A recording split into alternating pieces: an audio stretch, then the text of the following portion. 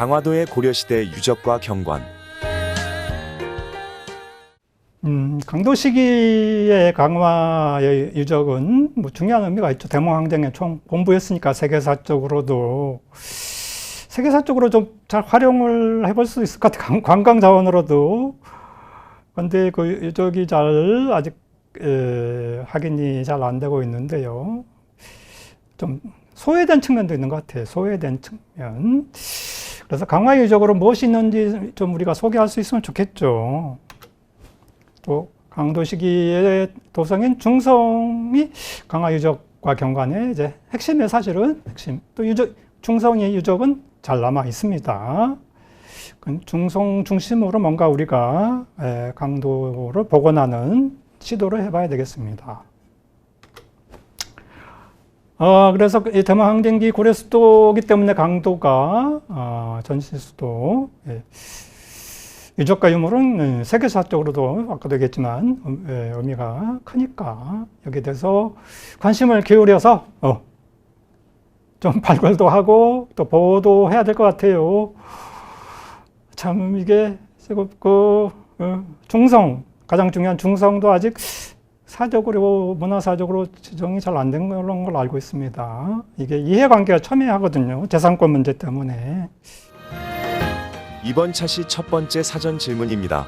강도 시기 강도 중성에 남대문이 있던 자리로 추정되는 곳은 어디일까요?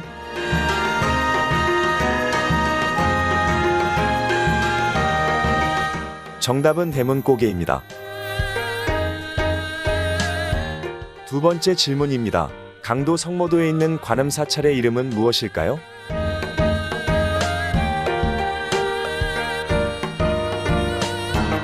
정답은 보문사입니다. 그럼 수업을 시작해 보겠습니다. 바다 가운데 화산이 있는데 금호가 우뚝 떠받쳤네.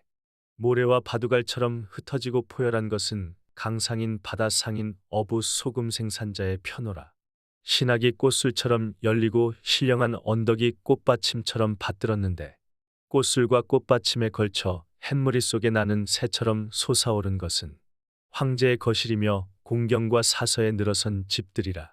안으로는 마리산과 혈구산의 첩첩버듬에 의지하였고 밖으로는 동진과 백마산의 네 요새를 경계로 하였네. 출입할 때 수하는 동쪽의 가파관에서 하고 빈객을 보내고 맞이함은 북쪽의 풍포관에서 하네. 안으로는 자루로서 두르고 밖으로는 분첩으로서 감쌌으며 물은 서로 얽혀 돌고 사는 다투어 높이 솟았네. 굽어보니 물이 깊어 전율하고 우러러보니 벽처럼 막아서 아득하니 오리와 매가 전혀 날아들 수 없고 승냥이와 범이 엿볼 수 없네. 한장부가 소리쳐 단속하면 만가가 베개를 높여 잠드니 이는 금탕으로 만대 제왕의 도우비러라. 자, 최자란 그 문인, 이규보를 읽는 문장과 외교 도문서도 많이 하고, 삼도부인데, 강도에 대해서 엄청 찬양을 했어요. 개경하고 평양 서경을 비교하면서, 그러니까 강도까지 비교하니까 삼도가 되는 거죠. 삼도부, 삼도에 대한 비교 노래 그런 건데 엄청 그 강도가 최고다. 삼도 중에서 자, 어떻게 보면 이제 참 위안을 삼는 것 같아요. 위안을 또 그래야지 또 집권자 최후 또는 최악 이게 좀 집권자에게 아부하는 성향의 노래이기도 한데 그래도 이 삼도부 내용 속을 보면 강도의 어떤 경관이 좀 떠오를 것 같아요. 뭐 갑화관이라든지 갑꽃, 또 풍포관, 제포관이라든지 이런 것들, 뭐 또 자루 궁궐성을 자루라고 표현했어요. 자금성처럼. 또 밖으로는 분첩. 이게 분명 분첩이라는 게 이제 외성을 의미하거든요. 밖으로 외성.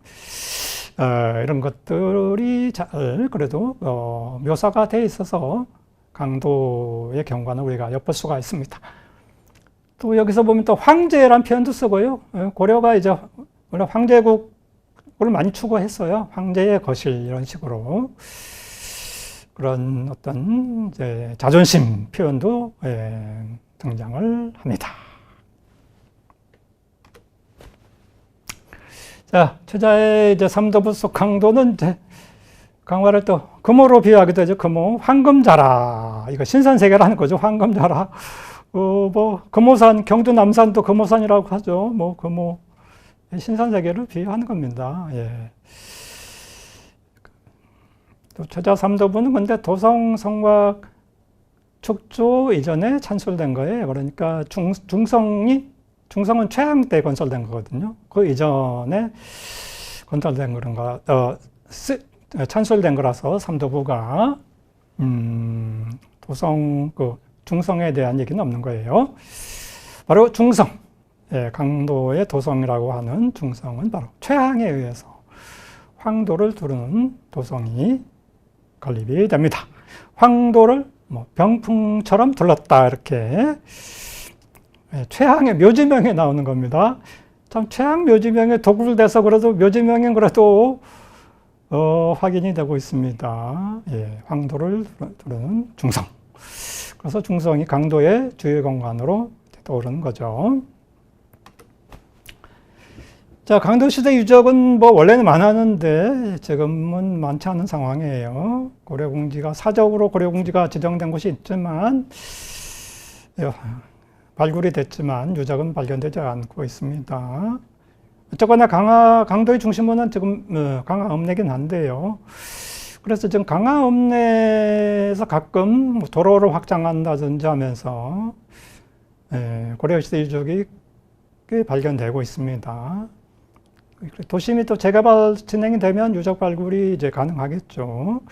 또 강화군청 별관 지으면서도 굉장히 그 화려한 유적이 나왔어요. 예. 근데 그냥 거기 별관을 그냥 지어버렸습니다. 예. 예, 아직까지 우리나라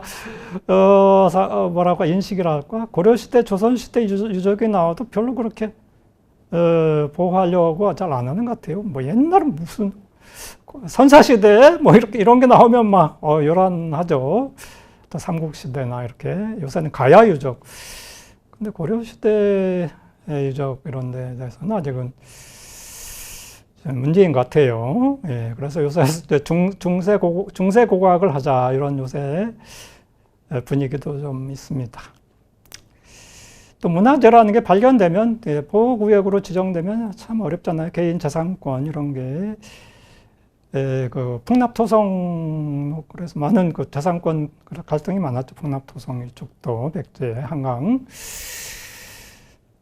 그렇습니다. 이게 그 신라수도 경주 갖추면 경주는 아주 일찌감치 그냥 문화재 관련 뭔가 보호하는 그런 것들이 다 지정이 일찌감치 돼버려서. 예, 그러니까 신라 천년 고도는 잘 이제 보존되고 발굴이 진행되는 거죠. 그러니까 강화도는 지금 건물이 많이 들어서 버려서 그게 문제인 거죠. 아마 서울 도성 안에도 땅만 파면 나오잖아요. 요새도 강화읍내도 땅만 파면 이제 고려 유적이 나올 가능성이 많아요. 자, 현도는 이제 강도, 도성, 중성이 그래서 중요한 거죠. 토성인데 최양 때 건립이 됐습니다.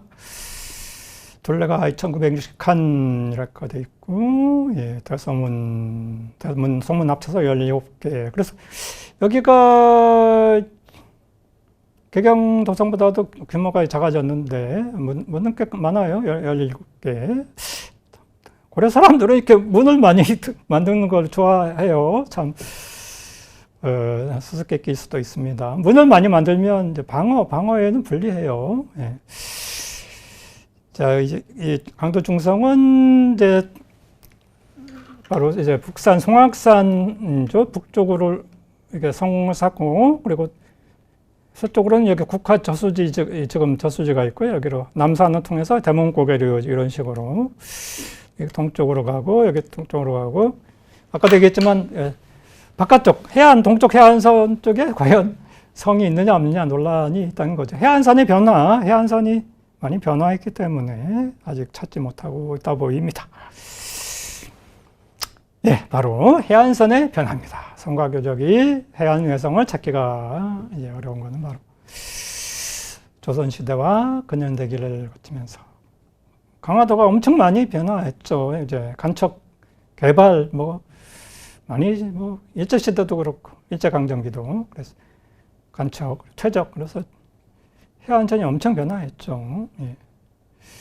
그러니까 강화 동쪽 그 염하 짠물 염하라고 하는 김포와 사이에 그 동쪽은 그 강이면서 바다인 건데 그 동쪽 염하가 원래는 굉장히 넓었다는 거죠.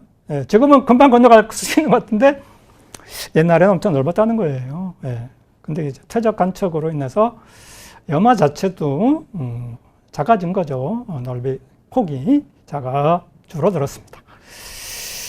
자, 강도의 그 중성 그래도 꾸준히 발굴이 진행 중이어서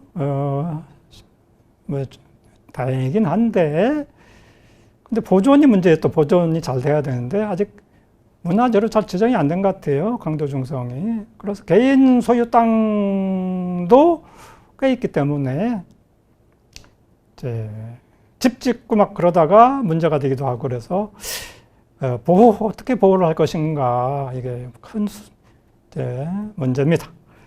또 동쪽 방면에 외성도 찾아야 되겠죠. 계속해서 외성 흔적을 찾아서 강도 도성의 그 모습을 재현을 해야 되겠죠. 자, 그래서 지금까지 보면 강화군청 때 아까 얘기했지만 거기서 별관 지으면서 좋은 유적이 나왔어요. 또 강화여고 또 기숙사 지으면서 강화 그 향교 뒤쪽에 향교 옆이죠. 향교 근처에 강화여고 기숙사 지으면서도 고려 유적이 꽤 나왔고 또 옥림리 산업단지 저기 그 송악산 북산 저 위쪽입니다. 옥림리 산업단지 하면서 거기서도 대규모 고려 유구가 나왔죠. 또 만이산 원래는 마리산이죠. 원래는 거기 남쪽에서 흥왕사 터가 꽤 그 유적이 남아 있습니다. 그리고 정족산의 전등사라든지 그 전등사도 아마 강도 시기 절이로 보고 있습니다. 성모도의 보문사는 강도 시기에도 관음도량으로 유명한 절이 성모도의 보문사입니다. 이런 것들 계속 나올 거예요. 그래서 나오면 또 보호를 해야 되겠죠. 조사도 필요하고 보존도 필요하겠죠. 기대를 해봅니다. 또 선원사도 그래요. 선원사가 이제 동국다기 박물관에서 선원사를 발굴했습니다. 원래 선원사는 최후가 원찰로 만든 중요한 사찰이에요. 선원사는 유명한 그 순천의 송광사 있잖아요. 송광사의 원래 이름이 수선사죠. 벼사운동이라고 하는 불교의 그런 중심지, 조계종 중심지. 그 수선사의 강도의 분소가 선원사거든요. 또 한때 이 선원사에 그 팔만대장경도 보관한 적이 있습니다.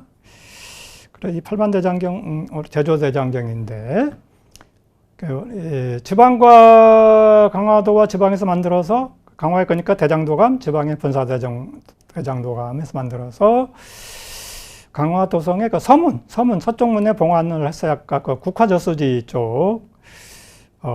그러다가 선원사로 옮기고 조선 초에 한양으로 옮기고 그랬다가 해인사로 봉안, 지금도 해인사에 있는 거죠. 그래서 바로 팔만대장경하고 강도하고도 밀접한 관계가 있습니다. 근데 이 선원사가 과연 진짜 선원사냐 그런 논란이 좀 있습니다. 또 강화도의 또 향토사학자들은 거기가 아니라고 막 주장하기도 해요. 그 다음에 이제 구관과 후비의 릉들이 있습니다. 희종, 성릉, 고종, 홍릉, 골릉가릉 같은. 그 희종은 원래는 이게 개경시대에 이쪽으로 유배 왔어요. 희종이 최충원 집권자를 몰아내려고 하다가 실패해서 왕인데 강화도 쪽으로 유배 왔다가 이 강도 시대에 이제 죽었죠. 그래서 강화도에 묻혔습니다. 희종성. 그다음 고종 홍릉이 있고요. 골룸 가는 건 이제 후비의 릉이에요. 후비. 예, 이런 것들이 또 강도 시대임을 보여주는 거죠. 또 집권자들과 관원들의 분묘도 꽤 있습니다. 최항행의 무덤은 도굴이 돼서 묘지명과 청자, 아주 중요한 청자가 발굴이 돼서 삼성리움미술관에 소장이 되어 있습니다. 근데 최후의 무덤과 묘지명 아직까지 발견이 되지 않고 있어. 혹시 도굴이 됐을 수도 있는데, 최후의 묘지명이 발견되면 참 굉장한 의미가 있겠죠. 중요한 사실들이 들어있겠죠. 최후의 묘지명이 나오면 강도에 대해서 우리가 더 잘 알 수 있겠죠. 진강산 일대가 강도의 중간쯤에, 강화의 중간쯤에 진강산이 있는데, 여기가 왕족과 채권자의 공동묘지 같아요. 그 외에도 뭐 관원으로 김취려라든지, 김취려는 바로 거란적, 강동성에서 몰락한 거란적 격퇴의 주인공이 김취려입니다. 김취려의 무덤도 강화에 있고, 또 유명한 문장가 이교보의 무덤도 강화에 있습니다. 자, 사적 선원사지입니다. 여기가 동국다큐박물관에서 발굴했는데, 근데 결정적인 증거는 아직 안 나온 거죠. 선원사라는 기화가 나와야 되는데, 그래서 좀 논란이 있습니다. 또 강화 흥왕사지 마리산 남쪽에 흥왕사지 유적이 꽤 잘 남아 있습니다. 이게 잘 또 보존이 돼야 되겠습니다. 또 강화 상무도의 관문도량 보문사의 모습이고요. 이 보문사에 보면 또 유명한 관음이 새겨져 있잖아요, 바위 위에. 그건 일제강점기 작품이에요. 고종 홍릉의 모습이고요. 이교보 무덤입니다. 자, 강화는 대망항쟁기 도읍이죠. 그래서 유적이 남아 있어야 되는데, 아직 많이 좀 있을 거예요. 근데 땅에 묻혀 있겠죠. 발굴을 해야 됩니다. 물론 개경 환도한 다음에 황폐화 됐지만요. 좀 근현대 건물이 많이 들어섰기 때문에, 앞으로 발굴이 돼야 됩니다. 그나마 그래도 가장 잘 남아있는 중성유적 계속 발굴이 되고 있어서 잘 보존을 해야 되겠죠. 또 무덤 같은 것도 우리가 보존을 해야 될 것 같습니다. 자, 우리가 이제 대무항쟁기의 전시 수도가 강화도다 이런 걸 세계적으로 보여줘야 되겠죠. 발굴과 보존을 통해서 말이죠. 앞으로 기대를 해야 됩니다.